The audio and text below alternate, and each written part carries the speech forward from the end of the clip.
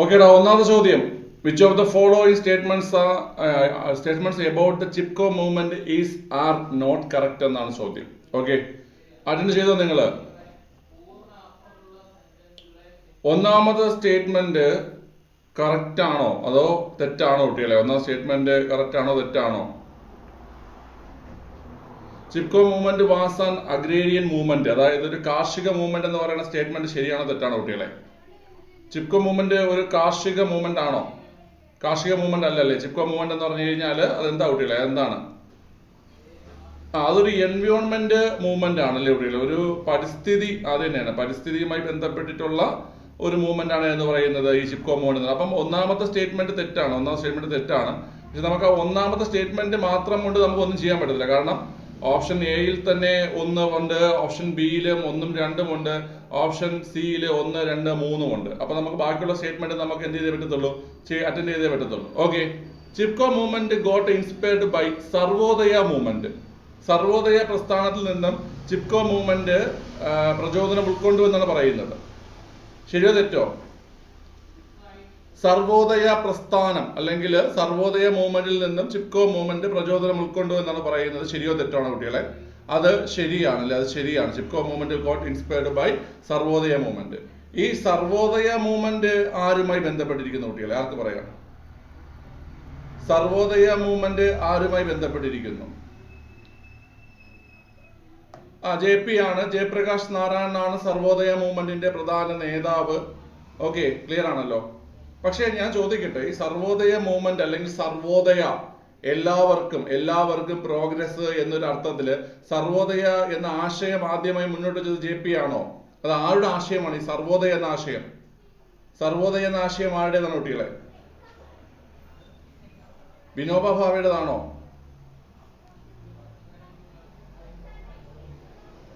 ഗാന്ധിജിയാണ് കേട്ടോ. സർവോദയ എന്ന ആശയം അല്ലെങ്കിൽ എല്ലാവർക്കും പ്രോഗ്രസ് അല്ലെങ്കിൽ സർവോദയ എന്ന ആശയം മുന്നോട്ട് വെക്കുന്നത് ആരാണ് കുട്ടികളെ?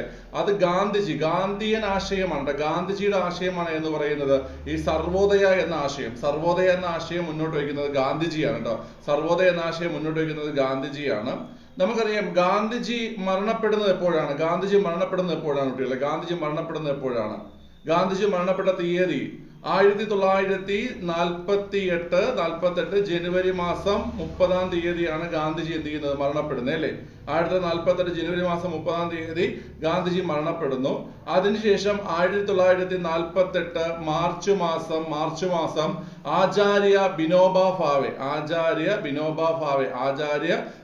ഭാവെ ആരംഭിച്ചതാണ് എന്ന് പറയുന്നത് കുട്ടികളെ സർവോദയ പ്രസ്ഥാനം അല്ലെങ്കിൽ സർവോദയ മൂവ്മെന്റ് എന്ന് പറയുന്നത്. ആരംഭിച്ചത് ഇദ്ദേഹമാണെങ്കിലും, അതായത് ആചാര്യ വിനോബ ഭാവെയാണ് ആരംഭിച്ചതെങ്കിലും അതിന്റെ പ്രവർത്തനങ്ങൾക്കെല്ലാം നേതൃത്വം കൊടുത്തത് ആരാണ് കുട്ടികളെ? അത് JP ആണ്, ജയപ്രകാശ് നാരായണനാണ് അല്ലെ. ജയപ്രകാശ് നാരായണനാണ്. അതുകൊണ്ടാണ് നമ്മൾ സർവോദയ പ്രസ്ഥാനത്തിന്റെ പ്രധാന നേതാവാണെന്ന് നമ്മൾ ചോദിക്കുമ്പോൾ നമ്മൾ ആരെ പറയുന്നത്? JP അല്ലെങ്കിൽ ജയപ്രകാശ് നാരായണനെ നമ്മൾ എന്ത് ചെയ്യുന്ന കുട്ടികളെ പറയുന്നത്. മനസ്സിലായോ നിങ്ങൾക്ക്? എന്നാൽ സർവോദയ എന്ന ആശയം എല്ലാവർക്കും പ്രോഗ്രസ് എന്നർത്ഥം വരുന്ന, എല്ലാവർക്കും ഉദയം സംഭവിക്കണം എന്നർത്ഥം വരുന്ന സർവോദയ എന്ന ആശയം ഗാന്ധിജിയുടേതാണ്. ഗാന്ധിജിയുടെ ആ ആശയത്തെ ഗാന്ധിജിയുടെ മരണത്തിന് ശേഷം അദ്ദേഹത്തിന്റെ ആത്മീയ പിൻഗാമിയായിട്ടുള്ള ഗാന്ധിജിയുടെ ആത്മീയ പിൻഗാമിയാണ് ആര് കുട്ടികളെ? ആചാര്യ വിനോബ ഭാവെ അല്ലെ. ആത്മീയ പിൻഗാമിയായിട്ടുള്ള ആചാര്യ വിനോബ ഭാവെ അത് ഏറ്റെടുക്കുകയും അതിനുശേഷം അദ്ദേഹം എന്ത് ചെയ്തു? സർവോദയ പ്രസ്ഥാനം 1948 മാർച്ചിൽ ആരംഭിക്കുകയും ചെയ്തു. എന്നാൽ സർവോദയ പ്രസ്ഥാനത്തിന്റെ പ്രധാന നേതാവ് ആര് അല്ലെങ്കിൽ അതിന്റെ ലീഡർ ആരെന്ന് ചോദിച്ചു കഴിഞ്ഞാൽ അത് JP ആണ്, ജയപ്രകാശ് നാരായണനാണ്. ഓക്കെ, നമ്മൾ ഇവിടുത്തെ statement Chipko movement got inspired by Sarvodaya movement എന്നാണ്. അത് ശരിയല്ലേ കുട്ടികളെ? സർവോദയ പ്രസ്ഥാനത്തിൽ നിന്നും പ്രചോദനം ഉൾക്കൊണ്ടിട്ടില്ലേ ചിപ്കോ മൂവ്മെന്റ്? ഉണ്ട്, ക്ലിയർ ആണ്. ഓക്കെ, അടുത്ത അപ്പൊ രണ്ടാമത്തെ സ്റ്റേറ്റ്മെന്റ് ശരിയാണെന്ന് അറിയുമ്പോൾ തന്നെ നമുക്ക് ഉത്തരത്തിലേക്ക് എത്താൻ കഴിയും. കാണുമെന്ന് വെച്ച് കഴിഞ്ഞാൽ നമുക്ക് ഏത് വെട്ടിക്കളയാം? ഓപ്ഷൻ സി നമുക്ക് വെട്ടിക്കളയാം. നോട്ട് കറക്റ്റ് ആണ് വേണ്ടത്. അപ്പൊ ഓപ്ഷൻ സി നമുക്ക് വെട്ടിക്കളയാം, ഓപ്ഷൻ ബി നമുക്ക് വെട്ടിക്കളയാം. അപ്പൊ നമുക്ക് അതിൽ നിന്ന് ആൻസറിലേക്ക് വരാം. only, അതായത് ഒന്നാമത്തെ മാത്രമാണ് ഇവിടെ തെറ്റായിട്ടുള്ളത്. Okay, ഗൗരാദേവി is an important leader of Chipko movement. Gevra Devi is an important leader of Chipko movement. Okay, clear ആണല്ലോ കുട്ടികളെ. ഞാനൊരു കാര്യം ഞാൻ ചോദിക്കട്ടെ, എന്താണ് ഈ ചിപ്കോ പ്രസ്ഥാനം, അല്ലെങ്കിൽ എന്തിനാണ് ഈ ചിപ്കോ പ്രസ്ഥാനം ഒന്ന് പറയാം. എന്താണ് ചിപ്കോ പ്രസ്ഥാനം, അല്ലെങ്കിൽ എന്തിനാണ് ഈ ചിപ്കോ പ്രസ്ഥാനം?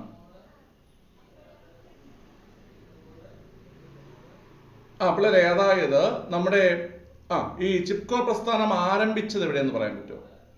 ചിപ്കോ പ്രസ്ഥാനം ആരംഭിച്ചത് എവിടെയെന്ന് പറയാൻ പറ്റുമോ? ചിപ്കോ പ്രസ്ഥാനം ആരംഭിച്ചത് പിള്ളേരെ, ചിപ്കോ പ്രസ്ഥാനം ആരംഭിച്ചത് നിലവില് ഉത്തരാഖണ്ഡിൽ സ്ഥിതി ചെയ്യുന്ന ചമോലി ജില്ലയിലെ ചമോലി ജില്ലയിലെ ഏത് ഗ്രാമത്തില്? റെനി എന്ന ഗ്രാമത്തില് ഉത്തരാഖണ്ഡിലെ ചമോലി ജില്ല നിലവില് ഉത്തരാഖണ്ഡിലാണ് ഇത്. പക്ഷേ സംഭവം നടക്കുമ്പോൾ ഉത്തരാഖണ്ഡ് അല്ല. സംഭവം നടക്കുമ്പോൾ എവിടെയാണ് കുട്ടികളെ? സംഭവം നടക്കുമ്പോൾ ഉത്തർപ്രദേശിലാണ്. നമുക്കറിയാം ഉത്തരാഖണ്ഡ് രൂപം കൊള്ളുന്നത് ഏത് വർഷമാണ്? ഉത്തരാഖണ്ഡ് രൂപം കൊണ്ടത് ഏത് വർഷമാണ് കുട്ടികൾ? ഉത്തരാഖണ്ഡ് രൂപം കൊണ്ടത് ഏത് വർഷമാണ്? റിവിഷൻ ആണ്. അപ്പൊ അത്രയും ഫാസ്റ്റ് ആയിട്ട് ആൻസർ പറയണം. ഉത്തരാഖണ്ഡ് രൂപം കൊണ്ടത് 2000-ലാണ്. 2000 ഡേറ്റ് പറഞ്ഞേ. 2000 നവംബർ മാസം 9. 2000 നവംബർ 9-നാണ് ഉത്തരാഖണ്ഡ്. 2000 നവംബർ 9-നാണ് ഉത്തരാഖണ്ഡ് രൂപം കൊണ്ടത്. ഓക്കെ, അടുത്ത് എപ്പോഴാണ് നമ്മുടെ ഛത്തീസ്ഗഡ് 2000-ൽ രൂപം കൊണ്ട 3 സംസ്ഥാനങ്ങൾ? അതൊന്ന് ഛത്തീസ്ഗഡ് ഉണ്ട്. ഛത്തീസ്ഗഡ് എപ്പോഴാണ് രൂപം കൊണ്ടേ? ഛത്തീസ്ഗഡ് 2000 നവംബർ 1-നാണ് ഛത്തീസ്ഗഡ്. നവംബർ 1-ന്. നമ്മള് കേരളപ്പിറവി നവംബർ 1-ആണ്. നമ്മളെല്ലാം ചത്തുപോകുന്നത് കേരളത്തിലാണെന്ന് വെച്ചിട്ട് നമ്മള് നവംബർ 1 ഛത്തീസ്ഗഡ് നമ്മൾ പഠിച്ചു വെച്ചിട്ടുണ്ട്. 2000 നവംബർ 1-നാണ് ഛത്തീസ്ഗഡ് സംസ്ഥാനം രൂപം കൊണ്ടത്. 2000 നവംബർ 9-നാണ് ഉത്തരാഖണ്ഡ് രൂപം കൊള്ളുന്നത്. ഓക്കെ, അങ്ങനെയെങ്കിൽ 2000-ൽ രൂപം കൊണ്ട 3-ാമത്തെ സംസ്ഥാനം ഏതാണ്? 2000-ൽ രൂപം കൊണ്ട 3-ാം സംസ്ഥാനം ഏതാ കുട്ടികളെ? 2000-ൽ രൂപം കൊണ്ട 3-ാമത്തെ സംസ്ഥാനമാണ് ഏത്? ജാർഖണ്ഡ് എന്ന് പറയുന്നത് അല്ലെ. ജാർഖണ്ഡ് രൂപം കൊണ്ടത് 2000-ലാണ്. 2000 നവംബർ 15-നാണ് ജാർഖണ്ഡ് രൂപം കൊണ്ടത്. 2000 നവംബർ 15-നാണ് ജാർഖണ്ഡ് രൂപം കൊണ്ടത് കേട്ടോ, മറക്കരുത്. 2000-ൽ 3 സംസ്ഥാനങ്ങള്, 2000 നവംബർ 1 ഛത്തീസ്ഗഡ്. നമ്മളെല്ലാം ചത്തുപോകുന്നത് കേരളത്തിലാണ്. അപ്പൊ കേരളപ്പിറവി ദിനത്തിലാണ് ഛത്തീസ്ഗഡ്. ഓക്കെ, ക്ലിയർ ആണല്ലോ. 2000 നവംബർ 9-നാണ് ഏതൊട്ടില്ല? ഉത്തരാഖണ്ഡ്. കാരണം 9 നമുക്കൊരു ചോദ്യ ചിഹ്നം പോലെയല്ലേ 9 ഇരിക്കുന്നേ? ചോദ്യം. അപ്പൊ ചോദ്യം ചോദിക്കുമ്പോൾ ഉത്തരം പറയണം.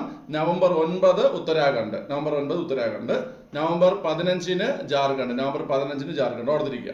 ഓക്കെ, അപ്പൊ ഈ ചിപ്കോ പ്രസ്ഥാനം ആരംഭിച്ചത് നിലവിലെ ഉത്തരാഖണ്ഡിലെ ചമോലി ജില്ലയിലെ റെനി എന്ന ഗ്രാമത്തില് നമുക്കറിയാം ഉത്തരാഖണ്ഡ് എന്ന് പറയുമ്പം ഹിമാലയൻ പ്രദേശങ്ങളാണ് വരുന്നതല്ലേ.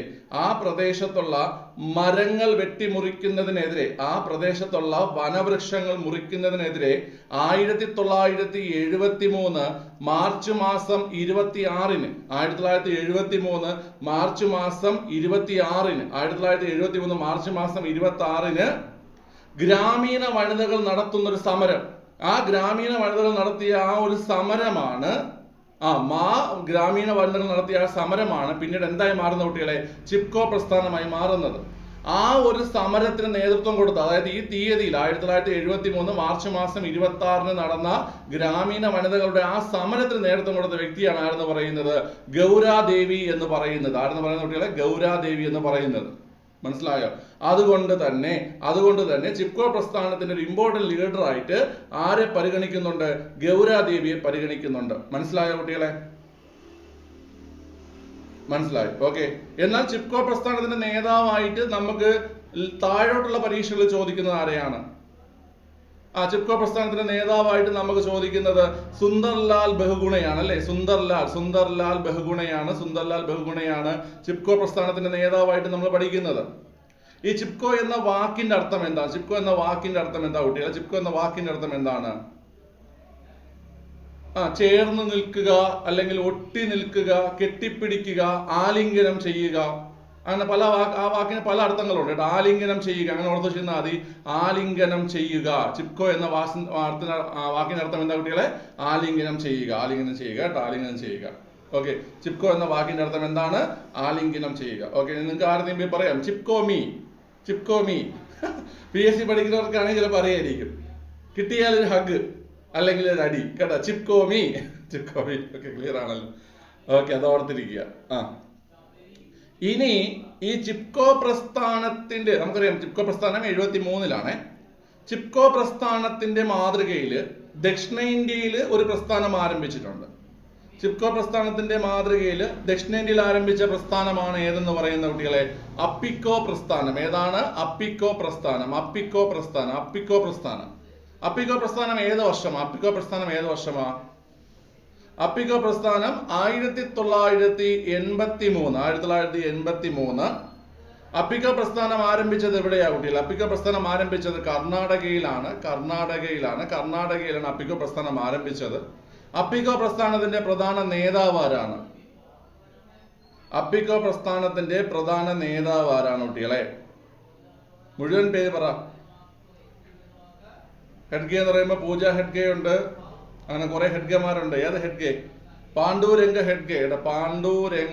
പാണ്ഡുരംഗ ഹെഡ്ഗെ ആണല്ലേ? പാണ്ഡുരംഗ ഹെഡ്ഗെ ആണ് എന്തിന്റെ? അപ്പിക്കോ പ്രസ്ഥാനത്തിന്റെ നേതാവ്. അപ്പിക്കോ പ്രസ്ഥാനത്തിന്റെ നേതാവ് പാണ്ഡുരംഗ ഹെഗ്ഡെ ആണ് കേട്ടോ. മനസ്സിലായല്ലോ? 1983 കർണാടക, പാണ്ഡുരംഗ ഹെഗ്ഡെ. അപ്പിക്കോ പ്രസ്ഥാനം ദക്ഷിണേന്ത്യയിൽ ആരംഭിച്ചിട്ടുള്ള ഈ ചിപ്കോ പ്രസ്ഥാനത്തിന്റെ മാതൃകയിൽ ആരംഭിച്ചിട്ടുള്ളതാണ് കേട്ടോ. മനസ്സിലായല്ലോ എല്ലാവർക്കും? ഓക്കെ, ക്ലിയർ ആണ്. അടുത്ത പോർഷനിലേക്ക് പോവുകയാണേ. റിവിഷൻ ആണ്, ഞാൻ കുറച്ച് ഫാസ്റ്റ് ആയിട്ട് പോകും കേട്ടോ.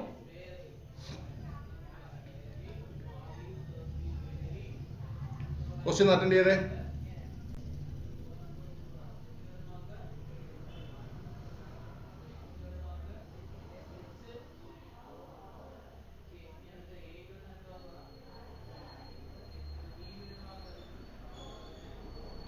കഴിഞ്ഞവരത് ഉത്തരം കമന്റ് ചെയ്തേ.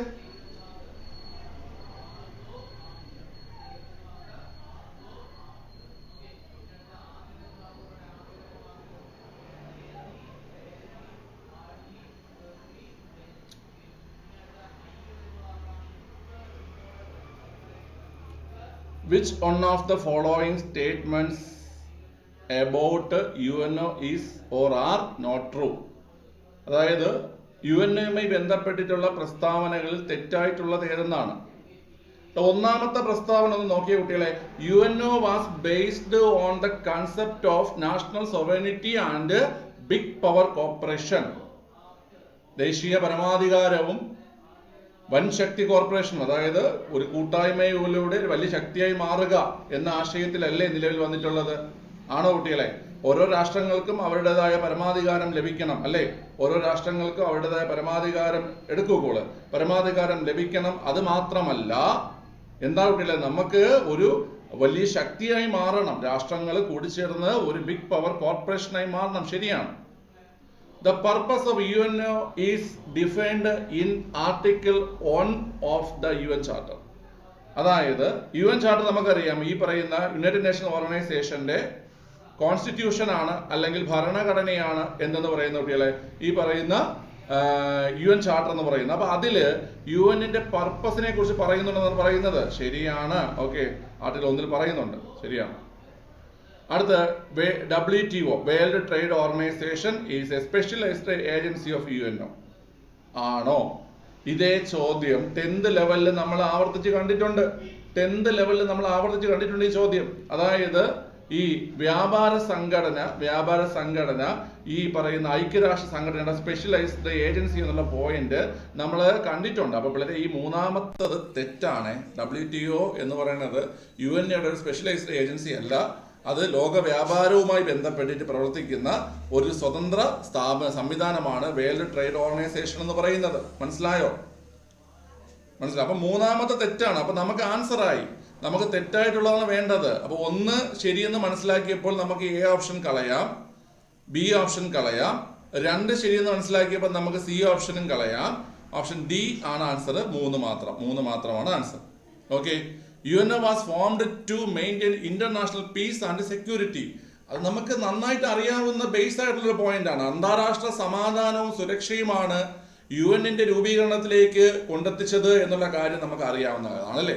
അപ്പോൾ ഓപ്ഷൻ നാലാമത്തത് എന്താണ്? ശരിയാണ്, option D, only 3. Okay, only 3. നിങ്ങൾക്ക് ഈ WTO വേൾഡ് ട്രേഡ് ഓർഗനൈസേഷൻ നിങ്ങൾക്ക് ഡിഗ്രി പരീക്ഷകളിൽ സ്ഥിരമായി ചോദിക്കുന്ന ഒരു കാര്യമാണ്. സിമ്പിൾ ചോദ്യമാണ്. എപ്പോൾ നിലവിൽ വന്നു, എവിടെ ആസ്ഥാനം, ഇതൊക്കെയാണ് ചോദിക്കുന്നത്. 1995 ജനുവരി 1 നിലവിൽ വന്നു. 1995 ജനുവരി 1 നിലവിൽ വന്നു. ആസ്ഥാനം എവിടെയാണ് കുട്ടികൾ? ആസ്ഥാനം എവിടെയാണ്?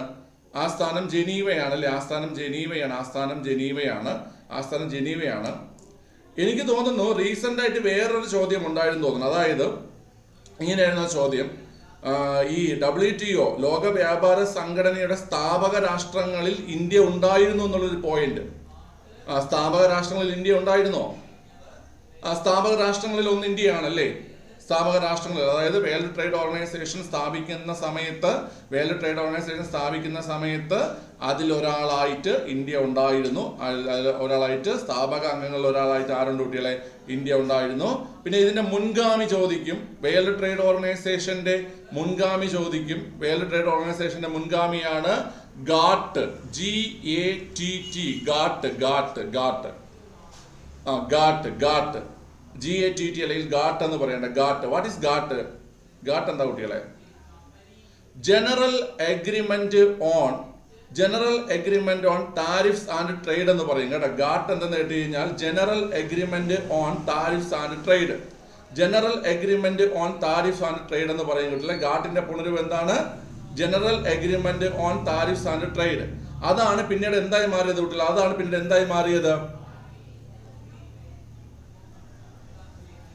അതാണ് വേൾഡ് ട്രേഡ് ഓർഗനൈസേഷനായി മാറിയത്. അതുകൊണ്ടാണ് നമ്മൾ എന്ത് പറയുന്നത്? അതിന്റെ മുൻഗാമി എന്ന് പറയുന്നത്. ഗാട്ട് പഠിക്കുമ്പം നിങ്ങൾ 2 പ്രധാനപ്പെട്ട തീയതി പഠിക്കണം.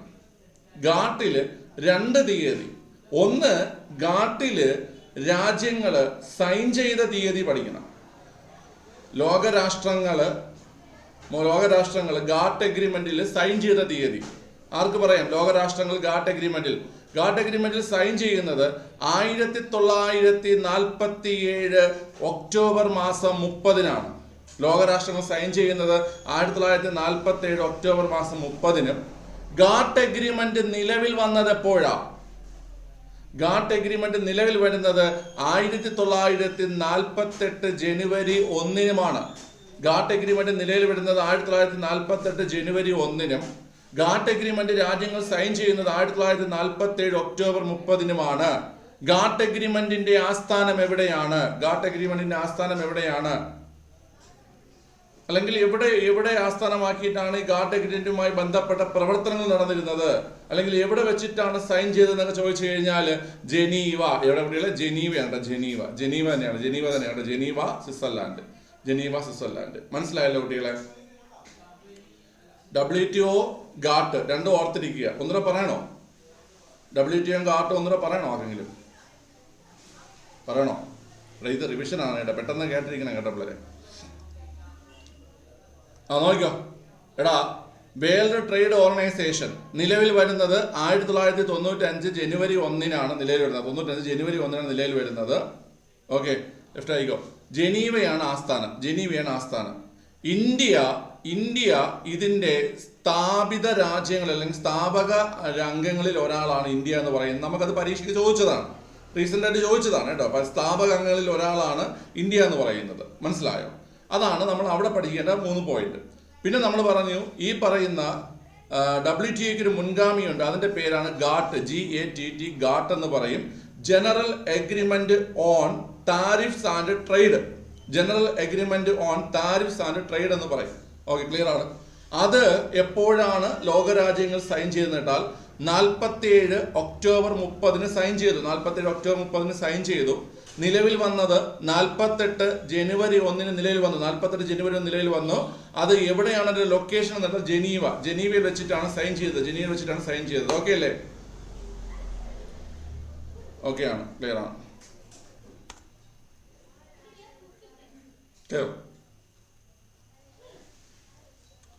ചെയ്തേ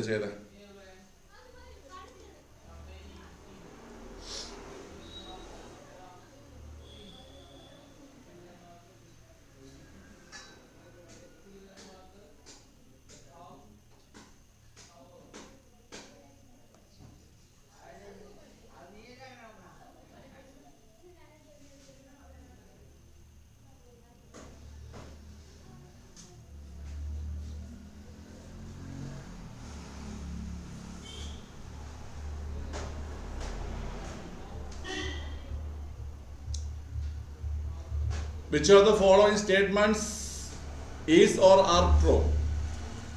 Sugar Act was related with the American Revolution. American Revolution. Easy point ആണ്. അമേരിക്കൻ റവല്യൂഷനുമായി ബന്ധപ്പെട്ട്, അമേരിക്കൻ സ്വാതന്ത്ര്യ സമരവുമായി ബന്ധപ്പെട്ട് നിങ്ങൾ പലതവണ കണ്ടിട്ടുള്ളതാണ് sugar act. Sugar act was related with American revolution. ശരിയാണ്. അപ്പോൾ ഒന്നാമത്തെ സ്റ്റേറ്റ്മെന്റ് ശരിയാണ്. ഇനി നിങ്ങൾ നോക്കുക, ഒന്നാമത്തെ സ്റ്റേറ്റ്മെന്റ് ശരിയാകുമ്പോൾ നമുക്ക് ഏതൊക്കെ കളയാൻ പറ്റില്ല, നമുക്ക് ശരിയായിട്ടുള്ളതാണ് വേണ്ടത്. അപ്പം എയിലും ബിയിലും ഒന്നുണ്ട്, എയിലും ബിയിലും ഒന്നുണ്ട്, സിയിൽ ഒന്നില്ല, ഡിയിലും ഒന്നില്ല, വെട്ടിക്കളയാം. ഓക്കെ, ക്ലിയർ ആണ്. Green ribbon club was associated with English revolution. അറിയോ ഇല്ലേ? Green ribbon club was associated with English revolution. Okay, അറിയില്ലെങ്കിൽ അത് അവിടെ നിന്നോട്ടെ, ഡൗട്ടായിട്ട് നിന്നോട്ടെ. 3 people's principles were associated with the Chinese Revolution. 3 people's principles. എന്താണ് 3 people's principles? ആരാണ് 3 people's principles മുന്നോട്ട് വയ്ക്കുന്നത്? ആരാണ് 3 people's principles മുന്നോട്ട് വയ്ക്കുന്നത്? ആരാണ് 3 people's principles മുന്നോട്ട് വയ്ക്കുന്നത്? പറഞ്ഞേ. എളുപ്പമുള്ള കാര്യമാണ് നിങ്ങൾക്ക്. സന്യാസന്റെ തത്വങ്ങൾ പഠിച്ചിട്ടില്ലടാ പിള്ളേരെ നിങ്ങള്. സന്യാസന്റെ 3 തത്വങ്ങൾ പഠിച്ചിട്ടില്ലേ നിങ്ങള്? അതാണ് പറയുന്നത് 3 people's principles. 3 people's principles എന്ന് പറഞ്ഞാൽ സന്യാസന്റെ 3 തത്വങ്ങളാണ്. ഞാൻ നിങ്ങൾക്ക് കോഡ് വെച്ച് പറഞ്ഞിട്ടുണ്ട് പിള്ളേരെ. ജെസോദേ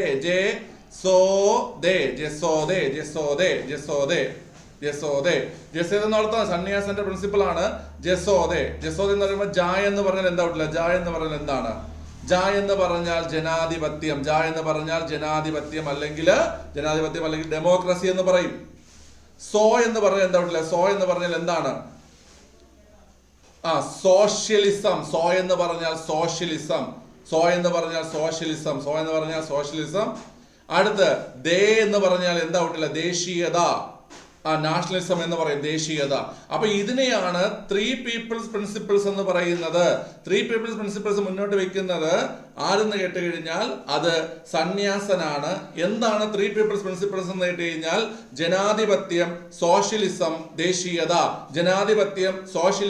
ദേശീയത. ഇതാണ് 3 people's principles എന്നറിയപ്പെടുന്നത്. അപ്പൊ അത് ചൈനീസ് റവല്യൂഷനുമായി ബന്ധപ്പെട്ടതല്ലേ കുട്ടികളെ? അത് ചൈനീസ് റവല്യൂഷനുമായി ബന്ധപ്പെട്ടതാണ്. അതായത് 1ഉം 3ഉം ശരിയാണ് നമ്മൾ മനസ്സിലാക്കി. 1ഉം 3ഉം ശരിയാണെന്ന് മനസ്സിലാക്കുമ്പം 1ഉം 3ഉം വരുന്ന ഒരു ഓപ്ഷനേ ഉള്ളൂ. ഓപ്ഷൻ എ ആണ് അല്ലേ? ഓക്കെ, അതായത് ഗ്രീൻ റിബൺ ക്ലബ്ബ് ഏതുമായി ബന്ധപ്പെട്ടിരിക്കുന്നു കുട്ടികളെ? ഗ്രീൻ റിബൺ ക്ലബ്ബ് ഏതുമായി ബന്ധപ്പെട്ടിരിക്കുന്നു പറഞ്ഞേ. Green ribbon club English revolution അല്ലെങ്കിൽ ഗ്ലോറിയസ് റവല്യൂഷൻ അല്ലെങ്കിൽ മഹത്തായ വിപ്ലവം അതുമായി ബന്ധപ്പെട്ടിരിക്കുന്നു. ഇംഗ്ലണ്ടിലെ മഹത്തായ വിപ്ലവം അല്ലെങ്കിൽ ഗ്ലോറിയസ് റവല്യൂഷൻ അല്ലെങ്കിൽ ഇംഗ്ലീഷ് റവല്യൂഷൻ അതുമായി ബന്ധപ്പെട്ടിരിക്കുന്നു. ഏതാ കുട്ടികളെ? ഗ്രീൻ റിബൺ ക്ലബ്ബ് എന്ന് പറയുന്ന green ribbon club. Okay, clear ആണ്. അപ്പൊ അത് ശരിയാണ്. ലെഫ്റ്റ് ആയിക്കോ. 4ാമത്തെ point 10 days that shook the world was associated with French Revolution. അപ്പൊ അത് തെറ്റാണെങ്കിൽ 10 days that shook the world അത് ഏതുമായി ബന്ധപ്പെട്ടിരിക്കുന്നു?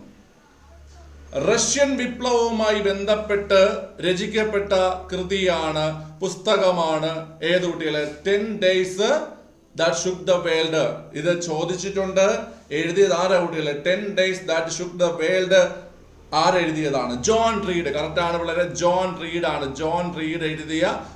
റീഡ് എഴുതിയ പുസ്തകമാണ് 10 days that shook the world. ആരെഴുതിയ പുസ്തകമാണ് കുട്ടികളെ? ജോൺ റീഡ് എഴുതിയ പുസ്തകമാണ്.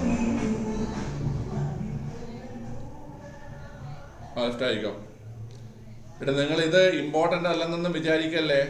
ഇതൊക്കെ നിങ്ങൾക്ക് മുന്നോട്ട് പഠിച്ചു പോകുമ്പോൾ വളരെ യൂസ്ഫുൾ ആവുന്ന കാര്യങ്ങളാണ് പഠിപ്പിച്ചുകൊണ്ടിരിക്കുന്നത് കേട്ടോ. അതുകൊണ്ടാണ് അത് യൂസ്ഫുൾ ആകട്ടെ എന്ന് കരുതിയിട്ട് ഞാൻ നിങ്ങൾക്ക് ഇത് എടുത്തു തരുന്നത്. മനസ്സിലായോ? ക്ലിയർ ആണ്. റെക്കോർഡ് ഡ്രൈവ് ഇടത്തില്ല, യൂട്യൂബ് ഷെയർ ചെയ്യും. ക്ലിയർ ആണ്. PA ഫസ്റ്റ് അത് ഇടാട്ടെ. അപ്പൊ ഇത് കഴിഞ്ഞേ അടുത്ത ക്വസ്റ്റ്യൻ ചെയ്തേ.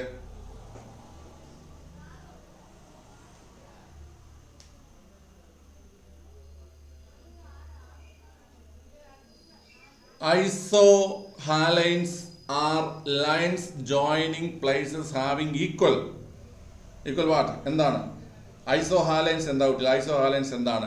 Isohalines are lines joining places having equal salinity അല്ലെങ്കിൽ ലവണാംശം. കേട്ടോ, ലവണാംശം.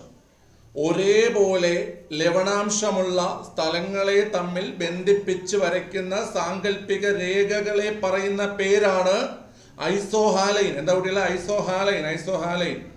അങ്ങനെയെങ്കിൽ ഒരേപോലെയുള്ള മേഘാവരണം അല്ലെങ്കിൽ ക്ലൗഡ് കവറുള്ള സ്ഥലങ്ങളെ എന്ത് പറയും കുട്ടികളെ? ഒരേപോലെ മേഘാവരണം അല്ലെങ്കിൽ ക്ലൗഡ് കവറുള്ള സ്ഥലങ്ങളെ എന്താണ് പറയുന്നത്? പറഞ്ഞേ. ഐസോനെഫ് എന്ന് പറയും കേട്ടോ. എന്താ കുട്ടികളെ? ഐസോനെഫ് എന്ന് പറയും കേട്ടോ. എന്താ കുട്ടികളെ? ഐസോനെഫ് എന്ന് പറയും. ഒരേപോലെ മേഘാവരണമുള്ള സ്ഥലങ്ങളെ പറയുന്ന പേരാണ് ഐസോനെഫ്. ഓക്കെ. എങ്കിൽ ഒരേപോലെ സൺലൈറ്റ് അല്ലെങ്കിൽ സൂര്യരശ്മിയുള്ള സ്ഥലങ്ങളെ പറയുന്ന പേരെന്താണ്? ഒരേപോലെ സൺലൈറ്റ് അല്ലെങ്കിൽ സൂര്യരശ്മിയുള്ള സ്ഥലങ്ങളെ പറയുന്ന പേരെന്താ? ആർക്ക് പറയാം? ഒരേപോലെ സൺലൈറ്റ് അല്ലെങ്കിൽ സൂര്യരശ്മി. പറഞ്ഞേ ഒന്ന് പറഞ്ഞു നോക്കിയാ. നിങ്ങൾക്ക് അറിയാം, ഇതൊക്കെ പ്രീവിയസ് ചോദ്യമാണ്. ഒരേപോലെ സൂര്യരശ്മി എന്താ പറയുന്നേ? ഒരേപോലെ സൂര്യരശ്മി എന്താ പറയുന്നേ? ആർക്ക് പറയാം? മോശമാണ്. പിള്ളേരെ ഐസോഹെൽ എന്ന് പറയും. എന്ത് പറയും? ഐസോഹെൽ എന്ന് പറയും. എന്ത് പറയും കുട്ടികളെ? ഐസോഹെൽ എന്ന് പറയും. മനസ്സിലായ? ഒരേപോലെ സൺലൈറ്റ് ഉള്ളതാണെങ്കിൽ ഐസോഹെൽ എന്ന് പറയും. ഓക്കെ. ഇനി ഒരേപോലത്തെ സീസ്മിക് വേവ്സ് ഉള്ള സ്ഥലങ്ങൾ അല്ലെങ്കിൽ ഒരേപോലത്തെ ഭൂകമ്പ തരംഗങ്ങളുള്ള സ്ഥലങ്ങളെ തമ്മിൽ ബന്ധിപ്പിക്കുന്ന സാങ്കല്പിക രേഖകളെ പറയുന്ന പേരെന്താണ്? ആർക്ക് പറയാം? ഒരേപോലെ ഭൂകമ്പ തരംഗങ്ങളുള്ള സ്ഥലങ്ങളെ തമ്മിൽ ബന്ധിപ്പിക്കുന്നതിനെ പറയുന്ന പേരെന്താ കുട്ടികളെ? ഐസോസീസ്മൽ.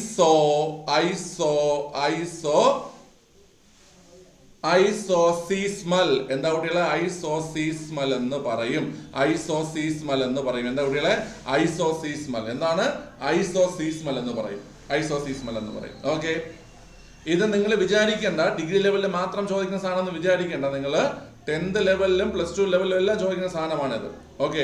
ഐസോനെഫ് എന്ന് പറഞ്ഞു കഴിഞ്ഞാൽ ഒരേപോലെ മേഘാവരണമുള്ള സ്ഥലങ്ങളെ തമ്മിൽ ബന്ധിപ്പിക്കുന്നു. അടുത്ത് ഐസോഹാലൈൻ എന്ന് പറഞ്ഞു കഴിഞ്ഞാൽ ഒരേ സലൈനിറ്റി അല്ലെങ്കിൽ ലവണാംശമുള്ള സ്ഥലങ്ങളെ ബന്ധിപ്പിക്കുന്നു. ഐസോഹെൽ എന്ന് പറഞ്ഞാൽ ഒരേ സൂര്യപ്രകാശമുള്ള സ്ഥലങ്ങളെ ഐസോഹെല്ല് ബന്ധിപ്പിക്കുന്നു. അടുത്ത് ഐസോസീസ്മൽ എന്ന് പറഞ്ഞാൽ ഒരേപോലത്തെ സീസ്മിക് വേവ്സ് എന്ന് പറഞ്ഞാൽ ഭൂകമ്പ തരംഗങ്ങളുള്ള സ്ഥലങ്ങളെ തമ്മിൽ എന്ത് ചെയ്യുന്നു? ബന്ധിപ്പിക്കുന്നു. ഓക്കെ. സമുദ്രനിരപ്പിൽ നിന്നും ഒരേ ഉയരമുള്ള സ്ഥലങ്ങളെ ബന്ധിപ്പിക്കുന്ന രേഖകളെ പറയുന്നത് ബേസിക് ചോദ്യമാണ്. സമുദ്രനിരപ്പിൽ നിന്നും ഒരേ ഉയരമുള്ള സ്ഥലങ്ങളെ തമ്മിൽ ബന്ധിപ്പിക്കുന്ന സാങ്കല്പിക രേഖകളെ പറയുന്നത് കോണ്ടൂർ രേഖ. എന്താ പറയുന്ന കുട്ടികളെ? കോണ്ടൂർ രേഖ. സമുദ്രനിരപ്പിൽ നിന്നും ഒരേ ഉയരമുള്ള സ്ഥലങ്ങളെ തമ്മിൽ ബന്ധിപ്പിക്കുന്ന സാങ്കല്പിക രേഖയാണ് എന്ത് കുട്ടികളെ? കോണ്ടൂർ രേഖ. എങ്കിൽ ഒരേ താപനിലയുള്ള അല്ലെങ്കിൽ ഒരേ ഊഷ്മാവുള്ള സ്ഥലങ്ങളെ തമ്മിൽ ബന്ധിപ്പിക്കുന്ന സാങ്കല്പിക രേഖ എന്താ കുട്ടികളെ? ഐസോതേം. എന്താ കുട്ടികളെ? ഐസോതേമാണ്. ഞാൻ ഈ പറഞ്ഞ 6 ഒന്നുകൂടെ പറയണോ? ആർക്കെങ്കിലും ഒന്നുകൂടെ പറയണോ? എടാ കേട്ടോ. ഒരേപോലെ മേഘാവരണം അല്ലെങ്കിൽ ക്ലൗഡ് കവർ ആണെങ്കിൽ നെഫോളജി മേഘത്തെ കുറിച്ചുള്ള പഠനമല്ലേ? ഒരേ സലൈനിറ്റി അല്ലെങ്കിൽ ലവണാംശമാണെങ്കിൽ ഐസോഹാലൈൻസ്. എന്താ കുട്ടികളെ? ഐസോഹാലൈൻസ്. ഒരേ സൺലൈറ്റ് അല്ലെങ്കിൽ സൂര്യരശ്മി ആണെങ്കിൽ ഐസോഹെൽ. ഇനി ഒരേ സീസ്മിക് വേവ്സ് ഉള്ള സ്ഥലങ്ങളെ തമ്മിൽ ബന്ധിപ്പിക്കുന്ന സാങ്കല്പിക രേഖയാണ് ഐസോസീസ്മൽ. എന്താ കുട്ടികളെ? ഐസോസീസ്മൽ. പിന്നെ നമ്മൾ പറഞ്ഞു സമുദ്രനിരപ്പിൽ നിന്നും ഒരേ ഉയരമുള്ള സ്ഥലങ്ങളെ തമ്മിൽ ബന്ധിപ്പിക്കുന്നത് കോണ്ടൂർ രേഖ. ഒരേ താപനിലയുള്ള സ്ഥലങ്ങളെ തമ്മിൽ ബന്ധിപ്പിക്കുന്നത് ഐസോത്തേം. ഏതാ കുട്ടികളെ? ഐസോത്തേം. ഒരേ താപനില അല്ലെങ്കിൽ ഒരേ ഊഷ്മാവുള്ള സ്ഥലങ്ങളെ തമ്മിൽ ബന്ധിപ്പിക്കുന്നതാണ് ഐസോത്തേം. ഏതാ കുട്ടികളെ? ഐസോത്തേം ആണ്. ഐസോത്തേം. ഓക്കെ അല്ലേ? ഡോൾഡ്രംസ് എന്ന് പറഞ്ഞു കഴിഞ്ഞാൽ അത് നമ്മളൊരു നിർവാത മേഖല എന്ന് പറയും. അതായത് നമ്മുടെ ഇക്വേറ്ററിന്റെ 5 ഡിഗ്രി വടക്കും 5 ഡിഗ്രി തെക്കുമുള്ള കാറ്റിന്റെ സാന്നിധ്യം കുറവായിട്ടുള്ള പ്രദേശത്തെയാണ് ഡോൾഡ്രം എന്ന് പറയുന്നത്. അത് പിന്നെ പറഞ്ഞുതരാം, വേറെ ക്വസ്റ്റ്യൻ ഞാൻ പറഞ്ഞുതരാം.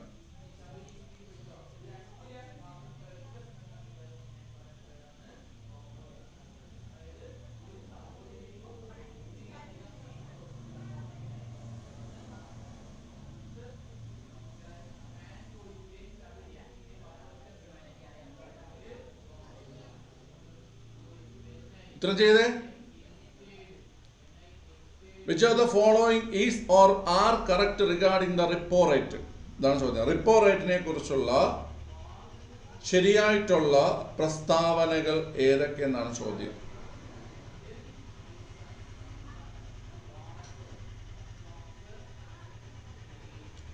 Repo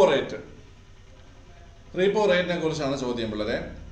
it is always lower than the bank rate. ഞാൻ എപ്പോഴൊക്കെ ഇത് പഠിപ്പിക്കുമോ അപ്പോഴെല്ലാം നിങ്ങൾ ഞാൻ പറഞ്ഞു തരുന്ന കാര്യമാണ് പിള്ളേരെ. റിപ്പോ റേറ്റ് എന്ന് പറഞ്ഞു കഴിഞ്ഞാൽ ബാങ്ക് റേറ്റിനേക്കാൾ എന്താണ്? ബാങ്ക് റേറ്റിനേക്കാൾ കുറവായിരിക്കും.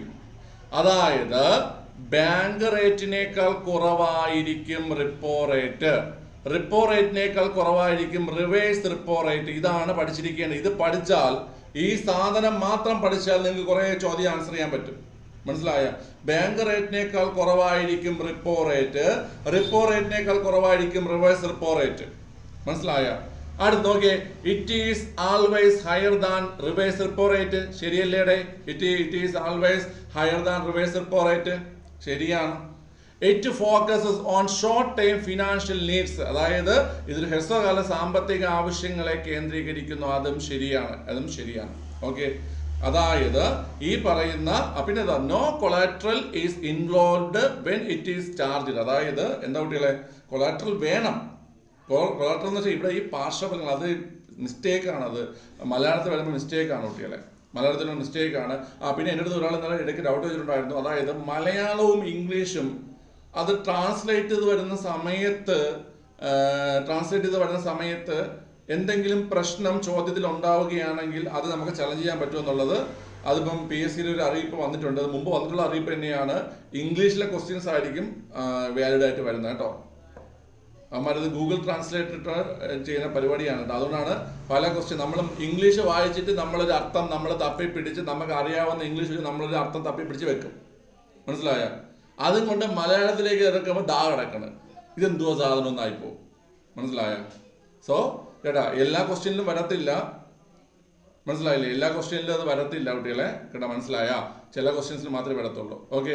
നമ്മൾ കൊളാട്രൽ നൽകണം. ഈ പറയുന്ന റിപ്പോ റേറ്റിന് നമ്മൾ പൈസ എടുക്കുന്ന സമയത്ത്. ഓക്കെ, ക്ലിയർ ആണ് കുട്ടികളെ? അപ്പം ഓപ്ഷൻ ബി ആണ് ആൻസർ ആയിട്ട് വരുന്നത്. 1, 2, 3 കേട്ടോ. റിപ്പോ റേറ്റ് എന്ന് പറഞ്ഞാൽ ഇത്രയേ ഉള്ളൂ. അതായത് നമ്മുടെ റിസർവ് ബാങ്ക് കൊമേഴ്ഷ്യൽ ബാങ്കുകൾക്ക് ധനസഹായം നൽകുമ്പോൾ ഈടാക്കുന്ന അല്ലെങ്കിൽ വായ്പ നൽകുമ്പോൾ ഈടാക്കുന്ന പലിശയാണ് ഏതെന്ന് പറയുന്ന കുട്ടികളെ, പലിശ നിരക്കാണ് എന്ന് പറയുന്നത് റിപ്പോ റേറ്റ് എന്ന് പറയുന്നത്. മനസ്സിലായോ? ഓക്കെ. ഇപ്പൊ ഏറ്റവും ഒടുവിലായിട്ട് ഞാൻ ചോദിക്കട്ടെ, ഇത് അപ്ഡേറ്റ് ആയത് എപ്പോഴാണ്? ലെഫ്റ്റ് ആയിക്കോ. ഇത് ഏറ്റവും ഒടുവിലായിട്ട് റിപ്പോ റേറ്റ് മറ്റൊക്കെ അപ്ഡേറ്റ് ആയത് എപ്പോഴാണ് കുട്ടികളെ? പറഞ്ഞേ. 2025 എപ്പോഴാണ്? 2025 ജൂണിൽ അപ്ഡേറ്റ് ആയിട്ടുണ്ട്. 2025 ജൂണിൽ അപ്ഡേറ്റ് ആയിട്ടുണ്ട്. ഓക്കെ. എങ്കിൽ പറഞ്ഞേ, 2025 ജൂൺ പ്രകാരം ബാങ്ക് റേറ്റ് എത്രയാണ്? ബാങ്ക് റേറ്റ് എത്ര പിള്ളേരെ? 2025 ജൂൺ പ്രകാരം ബാങ്ക് റേറ്റ് 5.75% ആണ്. 2020 ജൂൺ പ്രകാരം ബാങ്ക് റേറ്റ് 5.75% ആണ്. ക്ലിയർ ആണ്? Okay. Marginal standing facility rate MSF എത്ര? MSF എത്രയാണെന്ന് ഞാൻ ഫസ്റ്റ് വർക്കൗട്ടിൽ പറഞ്ഞതെന്നായിരുന്നു. MSF marginal standing facility rate എത്ര കുട്ടികളെ? അതും 5.75%. 5.75%. Marginal standing facility rate 5.75%. Repo rate എത്ര? പറഞ്ഞേ. റിപ്പോ റേറ്റ് എത്ര? Repo rate 5.50%. Repo rate 5.50%. Clear ആണ്. അടുത്ത റിവേഴ്സ് റിപ്പോ റേറ്റ് എത്ര? റിവേഴ്സ് റിപ്പോ റേറ്റ് എത്ര കുട്ടികളെ? റിവേഴ്സ് റിപ്പോ റേറ്റ് എത്രയാണ് കുട്ടികളെ? 3.35%. 3.35%. മനസ്സിലായ? ഈ പറഞ്ഞ 4 എണ്ണം നിങ്ങൾക്ക് വളരെ ഇമ്പോർട്ടൻ്റ് ആണ്. ഈ പറഞ്ഞ 4 എണ്ണമാണ് ഇതിൽ പ്രധാനമായും ചോദിക്കുന്നത്. 2025 ജൂൺ പ്രകാരം bank rate 5.75, MSF marginal standing facility rate 5.75, repo rate 5.50, reverse repo rate 3.35. Clear ആണ്. ഞാൻ ഇനി ഒരു വഴിയും കൂടെ നിങ്ങൾക്ക് ഞാൻ പറഞ്ഞുതരാം. ചിലപ്പം നമുക്ക് ചോദിക്കുന്നത് 2025 ജൂൺ ഒന്നും ആയിരിക്കില്ല ചോദിച്ചത്. ചിലപ്പോൾ ഇടയ്ക്കുള്ള പഴയതോ 2024 23 ചോദിക്കും. അപ്പൊ ചോദിക്കുന്ന PSCക്കും അറിയാം അത് ബുദ്ധിമുട്ടുള്ള കാര്യമാണെന്നുള്ള കാര്യം PSCക്കും അറിയാം. അപ്പൊ അത്തരം ചോദ്യങ്ങളിൽ PSC നിങ്ങൾക്ക് വേണ്ടിയിട്ട് ഒരു ലൂപ്പ് ഹോൾ ഇടാറുണ്ട്. ആ ലൂപ്പ് ഹോൾ ആണ് ഞാൻ ഈ എഴുതിയിരിക്കുന്നത് കേട്ടോ. ഈ ബാങ്ക് റേറ്റ് റിപ്പോ റേറ്റിനേക്കാൾ കൂടുതലായിരിക്കും, റിപ്പോ റേറ്റ് റിവേഴ്സ് റിപ്പോ റേറ്റിനേക്കാൾ കൂടുതലായിരിക്കും. ഈ ഒരു ലൂപ്പ് ഹോൾ വെച്ചിട്ട് നിങ്ങൾക്ക് ഉത്തരം എടുക്കാൻ കഴിയും. മനസ്സിലായ? നിങ്ങൾ വേറെ ക്വസ്റ്റ്യൻ വർക്കൗട്ട് ചെയ്യണം, നിങ്ങൾക്ക് അത് മനസ്സിലാവും കേട്ടോ. അതായത് ചിലപ്പോൾ നമുക്ക് കറണ്ട് അഫയേഴ്സ് ആയിട്ട് 2025 ജൂൺ ചോദിച്ചാലും പഴയത് ചോദിക്കുകയാണെങ്കിൽ നിങ്ങൾക്ക് ഞാൻ ഈ പറഞ്ഞ bank rate repo rate reverse repo rate relation വെച്ചിട്ട് നിങ്ങൾക്ക് ആൻസർ എടുക്കാൻ പറ്റും. മനസ്സിലായോ കുട്ടികളെ? ഓളെടുത്തോ? മനസ്സിലായോ നിങ്ങൾക്ക്? CP എക്സാം അങ്ങനെയല്ലേ ഷിജു എഴുതിയത് നീ? അത് 2023 ഒക്ടോബറിലേ ചോദിച്ചത് CP എക്സാമിന്. 2023 ഒക്ടോബറാണ് ചോദിച്ചത്. ഞാൻ പറഞ്ഞില്ലേ അത് പഴയത് ചോദിച്ചാൽ നമുക്ക് എന്ത് ചെയ്യാൻ പറ്റും? ഈ ഒരു ഐഡിയ വെച്ച് എഴുതാൻ കണക്കിന് അവര് ഇടത്തുള്ളൂ. ക്ലിയർ ആണ്. ചെയ്തേടാ. ഈ ലെഫ്റ്റ് ആവുന്നൊരു എന്തിനാ പിള്ളേരെ നിങ്ങൾ ജോയിൻ ചെയ്യുന്നത്? ഞാൻ അത് ഗ്രൂപ്പിൽ കൃത്യമായി പറയണല്ലേ, ആവശ്യമുള്ളവർ മാത്രം കയറിയാൽ മതി എന്ന്.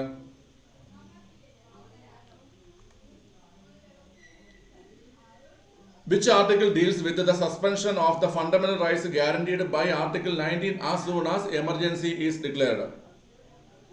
അതായത് ആർട്ടിക്കിൾ 19 അല്ലേ കുട്ടികളെ? ആർട്ടിക്കിൾ 19 നമുക്ക് നഷ്ടപ്പെടുന്നത് ഏത് ആർട്ടിക്കിളിലാണ് പറയുന്നതെന്നാണ്. ഏത് ആർട്ടിക്കിളിലാണ് പറയുന്നത്? ആർട്ടിക്കിൾ 358 പറയുന്നത്. ആർട്ടിക്കിൾ 358 പറയുന്നത്. ഞാൻ ഇവിടെ പറയുന്ന 1-2 കാര്യങ്ങൾ നിങ്ങൾ മറുപടി പറയണം. നമുക്ക് നാഷണൽ എമർജൻസി പ്രഖ്യാപിക്കുന്ന 3 റീസൺസ് ഞാൻ കഴിഞ്ഞ ക്ലാസ്സിൽ പഠിപ്പിച്ചു. 3 റീസൺസ്. ഈ 3 റീസൺസ് കൊണ്ടും ഈ നാഷണൽ എമർജൻസി പ്രഖ്യാപിക്കുകയാണെങ്കിൽ 3 റീസൺസ് കൊണ്ടും നാഷണൽ എമർജൻസി പ്രഖ്യാപിക്കുകയാണെങ്കിൽ അത് ഈ ആർട്ടിക്കിൾ 19 നമുക്ക് നഷ്ടപ്പെടുമോ?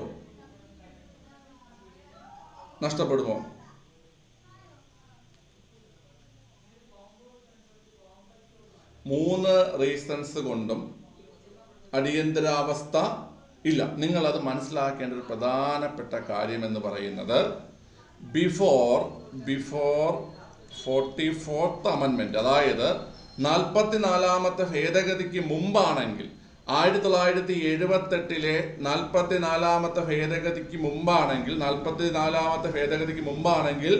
3 റീസൺ കൊണ്ട് പ്രഖ്യാപിച്ചാൽ നമുക്ക് നഷ്ടപ്പെടും. 3 റീസൺ കൊണ്ട് പ്രഖ്യാപിച്ചാൽ നമുക്ക് നഷ്ടപ്പെടും. മനസ്സിലായ? അതായത് ഭേദഗതി 44ാം ഭേദഗതി 1978 മുമ്പാണെങ്കിൽ യുദ്ധം കൊണ്ടോ പുറത്തു നിന്നുള്ള കടന്നുകയറ്റം കൊണ്ടോ ആഭ്യന്തര അസ്വസ്ഥത കൊണ്ടോ പ്രഖ്യാപിച്ചു കഴിഞ്ഞാൽ എന്ത് ചെയ്യും കുട്ടികളെ? ഈ പറയുന്ന ആർട്ടിക്കിൾ 19 നമുക്ക് നഷ്ടപ്പെടും. ക്ലിയർ ആണല്ലോ? എന്നാൽ നിലവിൽ എന്താ കുട്ടികളെ? നിലവില് യുദ്ധം കൊണ്ടോ പുറത്തു നിന്നുള്ള കടന്നുകയറ്റം കൊണ്ടോ മാത്രമേ എന്ത് ചെയ്യത്തുള്ളൂ? ആർട്ടിക്കിൾ 19 ഓട്ടോമാറ്റിക്കലി കട്ടാവത്തുള്ളൂ. യുദ്ധം കൊണ്ടോ പുറത്തു നിന്നുള്ള കടന്നുകയറ്റം കൊണ്ടോ മാത്രമേ ആർട്ടിക്കിൾ 19 ഓട്ടോമാറ്റിക്കലി കട്ടാവത്തുള്ളൂ. മനസ്സിലായോ കുട്ടികളെ? മനസ്സിലായോ? അതായത് 44ാം ഭേദഗതിക്ക് മുമ്പ് ദേശീയ അടിയന്തരാവസ്ഥ പ്രഖ്യാപിച്ചാൽ നമുക്ക് നഷ്ടപ്പെടും. 44ാം ഭേദഗതിക്ക് മുമ്പ് ദേശീയ അടിയന്തരാവസ്ഥ പ്രഖ്യാപിച്ച് നമുക്ക് നഷ്ടപ്പെടും. എന്നാൽ 44ാം ഭേദഗതിയിലൂടെ ഒരു മാറ്റം കൊണ്ടുവന്നു. യുദ്ധം കാരണമോ എക്സ്റ്റേണൽ അഗ്രഷൻ പുറത്തുനിന്നുള്ള കടന്നുകയറ്റം കാരണമോ മാത്രമേ അല്ലെങ്കിൽ ആ രണ്ട് കാരണങ്ങൾ കൊണ്ടുള്ള അടിയന്തരാവസ്ഥ പ്രഖ്യാപിച്ചാൽ മാത്രമേ ആർട്ടിക്കിൾ 19 റദ്ദ് ചെയ്യപ്പെടുകയുള്ളൂ. ആർട്ടിക്കിൾ 19 റദ്ദ് ചെയ്യപ്പെടുകയുള്ളൂ. മനസ്സിലായോ? മനസ്സിലായല്ലോ കുട്ടികളെ? ക്ലിയർ ആണ്. ഇനി അടിയന്തരാവസ്ഥ പ്രഖ്യാപിക്കുമ്പോൾ രാഷ്ട്രപതിക്ക് 20, 21 ആർട്ടിക്കിൾ ഒഴികെയുള്ള ആർട്ടിക്കിളുകൾ, മൗലിക അവകാശങ്ങൾ റദ്ദ് ചെയ്യാൻ അധികാരം നൽകുന്നത് ഏത് ആർട്ടിക്കിളാണ് കുട്ടികളെ? 359 ആണ്. 359 പിള്ളേരെ, ആർട്ടിക്കിൾ 359 പ്രകാരം അടിയന്തരാവസ്ഥ കാലത്ത് രാഷ്ട്രപതിക്ക് 20, 21 ആർട്ടിക്കിളുകൾ ഒഴികെയുള്ള 20, 21 ആർട്ടിക്കിളുകൾ ഒഴികെയുള്ള ബാക്കിയുള്ള മൗലിക അവകാശങ്ങളെ റദ്ദ് ചെയ്യാൻ കഴിയും. ആർട്ടിക്കിൾ 19 ഓൾറെഡി കട്ടാവും, ഓട്ടോമാറ്റിക്കായിട്ട് കട്ടാവും. 20, 21 എന്ത് ചെയ്യും കുട്ടികളെ? 20, 21 ഒഴികെയുള്ളത് രാഷ്ട്രപതിക്ക് 359 ഉപയോഗിച്ച് എന്ത് ചെയ്യാം? റദ്ദാക്കാൻ കഴിയും. മനസ്സിലായോ? നിങ്ങൾക്കൊരു കാര്യം അറിയോ? 44 ഭേദഗതിക്ക് മുമ്പ് ഈ 20, 21 ഒഴിവാക്കിയിട്ടില്ലായിരുന്നു. മനസ്സിലായ? 44 ഭേദഗതിയിലാണ് ഈ 20ഉം 21ഉം ഉൾപ്പെടുത്തിയത്. 20, 21 അത് റദ്ദ് ചെയ്യാൻ പാടില്ല എന്നുള്ള കാര്യം ഉൾപ്പെടുത്തിയത്. 20, 21 റദ്ദ് ചെയ്യാൻ പാടില്ല എന്നുള്ള കാര്യം ഉൾപ്പെടുത്തിയതും 44 ഭേദഗതിയിലാണ്. മനസ്സിലായല്ലോ കുട്ടികളെ? ക്ലിയർ അല്ലേ?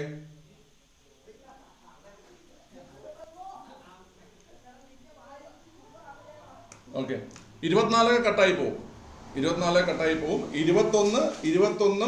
21ൽ പറയുന്ന കാര്യങ്ങളും 20ൽ പറയുന്ന കാര്യങ്ങളും റദ്ദ് ചെയ്യാൻ പാടില്ല. ഓക്കെ അല്ലേ? ക്ലിയർ ആണ്? ഇത്ര മനസ്സിലായോ? ഇത് മനസ്സിലായോ നിങ്ങൾക്ക്? ഇതിന് ആന തലേന്നും വേണ്ട, വളരെ സിമ്പിൾ ആണ് ഈ പറഞ്ഞ കാര്യങ്ങൾ. ശ്രദ്ധിച്ചിരിക്കുക കേട്ടോ. ഓക്കെ, അടുത്ത ചോദ്യം ചെയ്തേ.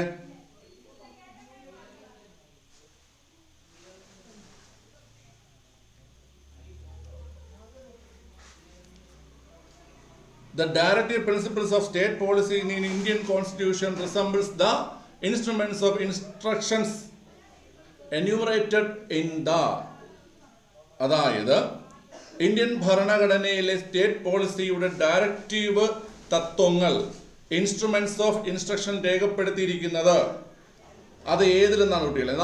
നമ്മൾ പഠിക്കുന്നുണ്ട്. ഇന്ത്യൻ കോൺസ്റ്റിറ്റ്യൂഷന്റെ ബ്ലൂ പ്രിന്റ് ഏതാ കുട്ടികളെ? ഇന്ത്യൻ കോൺസ്റ്റിറ്റ്യൂഷന്റെ ബ്ലൂ പ്രിന്റ് ഏതാണ്? ഇന്ത്യൻ കോൺസ്റ്റിറ്റ്യൂഷന്റെ ബ്ലൂ പ്രിന്റ് എന്നറിയപ്പെടുന്നത് ഗവൺമെന്റ് ഓഫ് ഇന്ത്യ ആക്ട് 1935 അല്ലേ? ഗവൺമെന്റ് ഓഫ് ഇന്ത്യ ആക്ട് 1935 അല്ലേ? നമ്മുടെ ഒരു ബോറോവ്ഡ് കോൺസ്റ്റിറ്റ്യൂഷൻ എന്ന് പറഞ്ഞാൽ ശരിയാണോ? കടം കൊണ്ടിരിക്കുന്ന ഭരണഘടന എന്ന് പറഞ്ഞാൽ ശരിയാണ്. നമ്മൾ പല രാജ്യങ്ങളിൽ നിന്നും മറ്റുമായിട്ട് പല ആശയങ്ങൾ കടമെടുത്തിട്ടാണ് നമ്മൾ എന്തിട്ടുള്ള കുട്ടികൾ നമ്മുടെ കോൺസ്റ്റിറ്റ്യൂഷൻ രൂപം കൊടുത്തിരിക്കുന്നത്. മനസ്സിലായ? അവിടെ തന്നെ ഒരു ചോദ്യം വരികയാണ്. ഇന്ത്യൻ കോൺസ്റ്റിറ്റ്യൂഷൻ ഏറ്റവും കൂടുതൽ കടപ്പെട്ടിരിക്കുന്നത് എന്തിനോടാണ് എന്ന് കേട്ടാൽ നമ്മൾ ഏറ്റവും കൂടുതൽ കാര്യങ്ങൾ കടമെടുത്തിരിക്കുന്നത് 1935 ഗവൺമെന്റ് ഓഫ് ഇന്ത്യ ആക്ടിൽ നിന്നാണ്. 1935 ഗവൺമെന്റ് ഓഫ് ഇന്ത്യ ആക്ടിൽ പരാമർശിച്ചിരിക്കുന്ന ഇൻസ്ട്രുമെന്റ്സ് ഓഫ് ഇൻസ്ട്രക്ഷൻസ് ആണ് നമ്മുടെ ഇന്ത്യൻ കോൺസ്റ്റിറ്റ്യൂഷനിലെ എന്തായി പരിണമിച്ചിരിക്കുന്നത്? Directive principle of state policy, DPSP ആയി മാറിയിരിക്കുന്നത്. 1935 ബ്രിട്ടീഷുകാർ ഇന്ത്യക്ക് വേണ്ടി തയ്യാറാക്കിയ ഏറ്റവും വലിയ നിയമം, ബ്രിട്ടീഷുകാർ ഇന്ത്യക്ക് വേണ്ടി തയ്യാറാക്കിയ ഏറ്റവും വലിയ നിയമമാണ് government of India act 1935. Government of India act 1935 അതിൽ പറഞ്ഞിരിക്കുന്ന ഇൻസ്ട്രുമെന്റ്സ് ഓഫ് ഇൻസ്ട്രക്ഷൻസ് ആണ് 1950 ജനുവരി 26 നിലവിൽ വന്ന ഇന്ത്യൻ കോൺസ്റ്റിറ്റ്യൂഷനിലെ നിർദ്ദേശക തത്വങ്ങളായി മാറിയത്, ഡയറക്റ്റീവ് പ്രിൻസിപ്പിൾസ് ഓഫ് സ്റ്റേറ്റ് പോളിസിയായി മാറിയത്. സോ ഇവിടെ ആൻസർ ഓപ്ഷൻ സി ആണ്, government of India act 1935. Clear അല്ലേ? മനസ്സിലായല്ലോ കുട്ടികളെ? മനസ്സിലായി? ഓക്കെ, ക്ലിയർ ആണ്.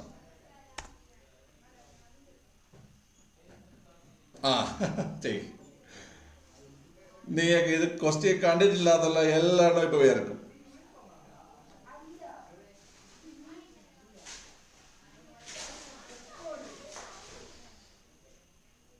മോഹിനി Bharadwaj bagged Olympic medal in gymnastics in 2004 Athens Olympics 4. അപ്പൊ വായിക്കുമ്പോൾ മോഹിനി ഭരദ്വാജ് ഇന്ത്യൻ പേരല്ലേ, മോഹിനി ഭരദ്വാജ് ഇന്ത്യൻ പേരല്ലേ, പിന്നെ എന്തിനു പേടിക്കണം, ഇന്ത്യ ഉണ്ടെന്ന് നോക്കിയാൽ പോരെ.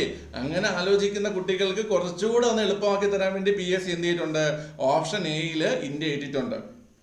ഓപ്ഷൻ എയിൽ ഇന്ത്യ ഇട്ടിട്ടുണ്ട്. മനസ്സിലായി നിങ്ങൾക്ക് വേണ്ടിയിട്ടാ. അതായത് പേര് കണ്ട ഇത് ഏത് മണ്ടൻ ക്വസ്റ്റ്യൻ, പേര് കണ്ട അറിഞ്ഞൂടെ ഇന്ത്യക്കാരിയാണെന്ന് എന്നും പറഞ്ഞിട്ട് നമ്മൾ ഇന്ത്യയും കൊണ്ട് പോകുമ്പോൾ അങ്ങനെ പോകുന്ന ആൾക്കാരുണ്ടല്ലോ, നിങ്ങൾക്ക് വേണ്ടിയിട്ടാണ് ഓപ്ഷൻ എയിലെ ഇന്ത്യ. പക്ഷെ ഇന്ത്യ അല്ല, ഇതൊരു ഡിഗ്രി ലെവൽ ക്വസ്റ്റ്യൻ ആണ്. അത് മാത്രമല്ല 2004 ഇന്ത്യക്ക് കിട്ടിയ പ്രധാനപ്പെട്ട മെഡൽ എന്ന് പറയുന്നത് ഏതൊക്കെ മെഡൽ, രാജ്യവർദ്ധൻ സിംഗ് രാത്തോറിന് വെള്ളി കിട്ടി, പിന്നെ ഗുസ്തിക്ക് അങ്ങനെയാണ് തോന്നുന്നത്, ജിംനാസ്റ്റിക്സിന് കിട്ടിയിട്ടില്ല ഇന്ത്യക്ക്. ഇവിടെ അമേരിക്കയാണ് ആൻസർ, അമേരിക്കയാണ് ആൻസർ, അമേരിക്ക. ഈ സാധനം പഠിച്ചു വെച്ചോ, എപ്പോഴെങ്കിലും നിങ്ങൾക്ക് ഇത് കയറി വരും. മോഹിനി ഭരദ്വാജ് 2004 ഏതൻസ് ഒളിമ്പിക്സിൽ മെഡൽ നേടി, ജിംനാസ്റ്റിക്സിൽ മെഡൽ നേടി.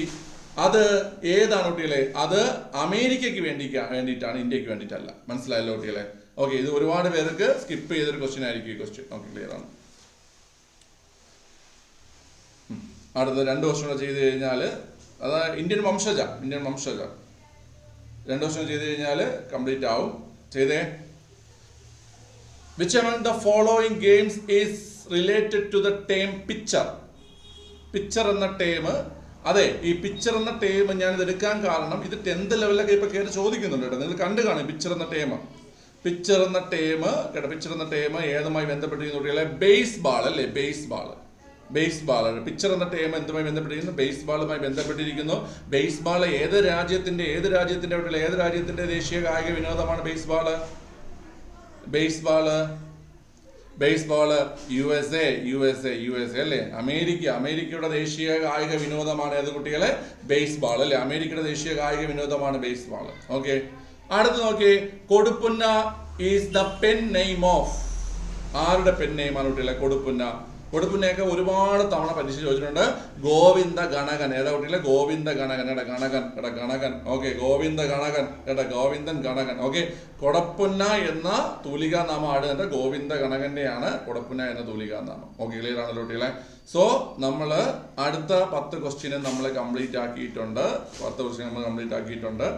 ഓക്കെ, അതുമായി ബന്ധപ്പെട്ട റിലേറ്റഡ് ഫാക്റ്റും പറഞ്ഞിട്ടുണ്ട്. ഈ കായിക ടേംസും അതൊക്കെ പറയണമെന്നുണ്ടായിരുന്നു. ഇന്നിപ്പോൾ സമയമില്ല, അടുത്തെടുക്കുന്ന വർക്കൗട്ടിൽ ഞാൻ പറഞ്ഞുതരാം. പിന്നെ തൂലികാനാമങ്ങളെ കുറിച്ച് പറയണമെന്നുണ്ടായിരുന്നു. ഇന്നിപ്പോൾ സമയമില്ലാത്ത ഞാൻ വൈൻഡപ്പ് ചെയ്യുകയാണ്. മുന്നോട്ട് പോകുന്ന ക്ലാസ് ഞാൻ പറഞ്ഞുതരാം. ഓക്കെ, ക്ലിയർ അല്ലേ? ഓക്കെ, ശരി. അപ്പം നന്നായിട്ട് ഈ റിവിഷൻ യൂസ്ഫുൾ ആക്കുക. നിങ്ങൾക്ക് ഈ ചോദ്യങ്ങളൊക്കെ ഉറപ്പായിട്ടും നിങ്ങൾ മുന്നോട്ടുള്ള പഠനത്തിന് നിങ്ങൾക്ക് യൂസ്ഫുൾ ആകും. ഓക്കെ, സോ നമുക്ക് അടുത്ത ക്ലാസ്സിൽ നാളെ കാണാം. ബൈ, ടാറ്റ. ഓക്കെ.